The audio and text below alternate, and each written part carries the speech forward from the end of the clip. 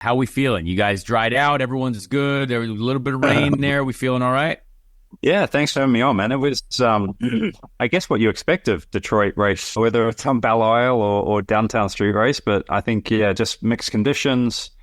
There were some people that were, fairly aggressive. My race, as I spoke to you earlier, was actually not too dramatic. I kind of had a little bit of heat early on with the 27 and the 45 with some big, kind of lunges. But actually, once I got back in the pack and I was right by Santino, who'd been staring everybody up all week, he was pretty relaxed, man. So yeah, we were on the kind of traditional strategy, and then with actually 50 laps to go, I'm like, man, do you guys think we should pit now? Just because I feel like we're going to get a ton of caution, and they blew that off, but we took the next one, and obviously, it was a little bit easier to get to the end from that point. It was quite funny. So around that time, like let's say lap 50, I get a text from Marco Andretti. Marco Andretti says, Scott's going to win this, isn't he? I said, yep. And so we're out here throwing out predictions very early. It did seem like your type of a race to where like there's going to be a lot of there's going to be a lot of things going on, and you guys just play it smart. You see exactly, you and Mike Hull can read the future. You got a little crystal ball there. It's very exciting.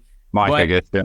Yeah, you guys are smart. And but when you see all the yellows happening and the rain, I mean, that's hard to keep your cool as a driver sometimes too, because you want to make the right call. You want to be ahead of the game. You want to be like, shoot, okay, did we really need to be on the rain tires? Did we really need to be on the dry tires? How did that go about midway through? Like there must have been a ton of conversation on the radio, I assume. Yeah, it was tough. I think the rain was something that a lot of us weren't expecting. We actually had a little bit of rain just as the race was getting going, right off pit road. I saw that, yeah. Started, I'm like, oh god, this is going to be interesting. And it kept kind of moving. Like you first got it like in turn, 4 and 5, and then it kind of moved to turn 2, and then it got really wet down 3. And I don't know why the caution was that long, to be honest. I don't know if there was a bit of mayhem going on with that one, but had the restart happened a lap or two earlier, it could have been like a block track, man. It was definitely pretty slippery out there. But, I said, if it's going to stop raining, we're fine. It's going to dry out. So there's no point going to wets at that point. But I think even the cars that did go to wets, it was early on enough, and especially on the front end of all those cautions that were yet to come, you were still going to be in hopefully a not so bad spot. But yeah, luckily for us, we kind of the team made the right call on that one, and later on, obviously it helped us to kind of stay up where we needed to be. But yeah, the other tricky thing about that place, man, is if you decide to stay out, you've really got to gas it, because pit lane is actually very quick to get through, and it actually caught a lot of people out. So even when we went from first or second, we only dropped back to 13th because a lot of people, didn't really, pack up and, get where they needed to be. So, yeah, it was definitely one of those races where it threw everything at you, man. When you look at, obviously there was a lot of controversy over the weekend, right? A lot of arguing, a lot of people throwing words at each other, which is hilarious. I get it. It's good. But when you see what happened in the race, like I'm on my couch being a spectator, and I enjoyed a lot of it, a lot of the argy-barginess, but the track is also quite small. So like it forces, I would say, drivers into that position to where like you have to really almost use your car sometimes to move someone around. How do we fix it? How do we, is it on us as drivers, you think, to take responsibility and be like, hey, we got to make this look a little bit better? Or is it just like kind of where we're at, like that bit of that track? It's a tough question, because I love how we race sometimes, but there was also a lot of things that you're like, why did that happen? You know what I mean?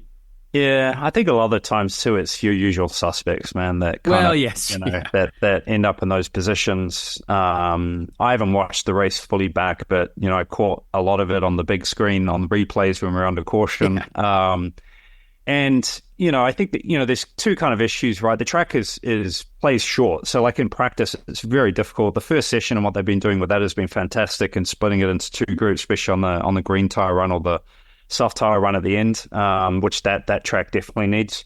But, in practice, like the last kind of 15 minutes, you don't even get a lap. Everybody's kind of stopped in turn 5. That you had the Santino issue with, the 26 and the 27, and loads of others that kind of went through that same scenario. Where people are trying to kind of jump positions. But I don't know. I think if they add, even if it's to turn 1, if they could go a block further, that would really clean a lot of things up. Just adding, it'd be a much bigger straight on the back as well. You would create some distance for other cars. Some of the areas where it gets really tight, I don't know.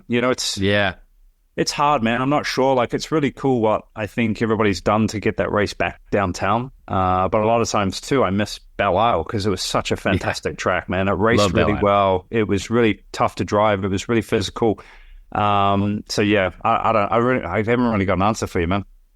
No, I know. That's all right. It's definitely a tough one because I think a lot of people...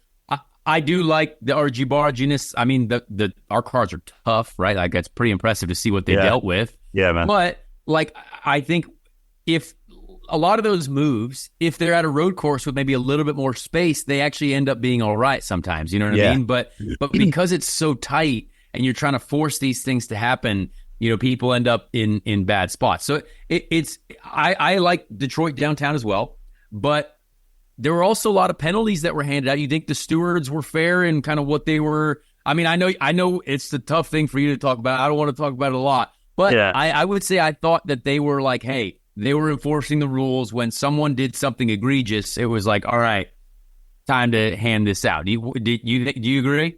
Ultimately, it's a job nobody wants, man. Worst job in the world. It is like an NFL job. ref. It is, it is, man. It's horrendous, because you've got people on either side.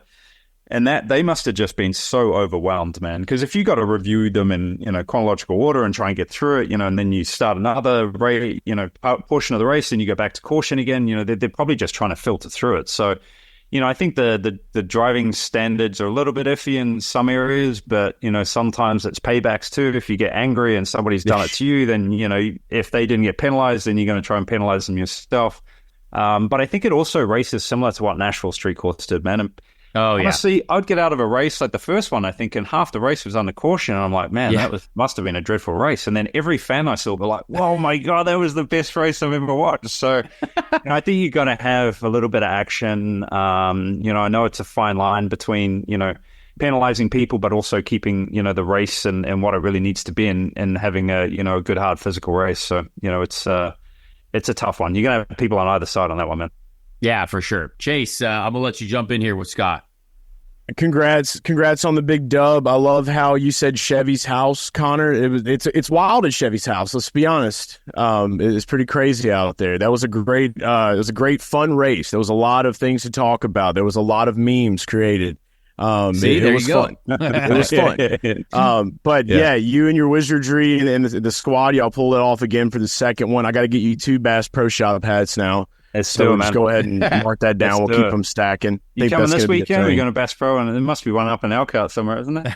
Yeah, I know. We're gonna have to find a way to get back to it. But I wanted to ask you. So a lot of chatter about Detroit, the street circuit, coming from Belle Isle. I threw another wrench in this weekend, and a lot of people have been talking about it. And I just kind of wanted to get your thoughts. Hypothetically speaking, what would you think about Michigan going back to an oval if it could happen? Would you be down for something like that? There's been a lot of talk about it since Sunday, and I'm seeing more and more every week. I welcome ovals, man. I know we've got a few new ones back this year. Obviously, probably not by choice, but just what the series had to do. I think the last time, which Michigan is a sister track to the one out in California, and that. The last races that we had there, and Conor can, chime in on that as well, but were fantastic. And I know Michigan would be the same way. You kind of had 3, 4, 5 lanes that you could use. The package was very good. I think that's the only defining part.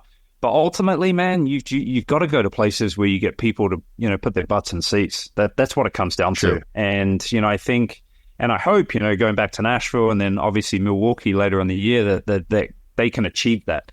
But we've also seen that movie several times, and it hasn't played out well. So, hopefully there's going to be a market for it. Michigan, kind of mixed feelings on when we left there because it just wasn't, there weren't that many people that came. The racing is fantastic. I totally agree with that, and it's fun. And those big ovals are a lot of fun, man. So I'm up for any race, but, for the good of the sport, man, you got to have people sitting in the seats.